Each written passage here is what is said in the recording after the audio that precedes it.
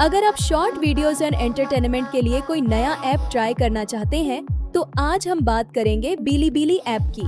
बिलीबिली एक popular video sharing platform है जहां आपको एंटरटेनमेंट, एनिमेशन, गेमिंग और अलग अलग तरह के वीडियोस देखने को मिलते हैं। इसका इंटरफेस काफी सिंपल है और वीडियोस को एक्सप्लोर करना भी आसान है, लेकिन ऐप इस्तेमाल करने से पहले आपको इसकी अवेलेबिलिटी और अपने रीजन में इसकी ऑफिशियल सपोर्ट जरूर चेक करनी चाहिए।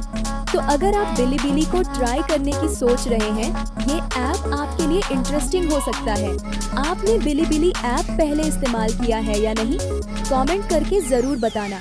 ऐसे ही यूजफुल ऐप रिव्यूज के लिए चैनल को सब्सक्राइब करना मत भूलना।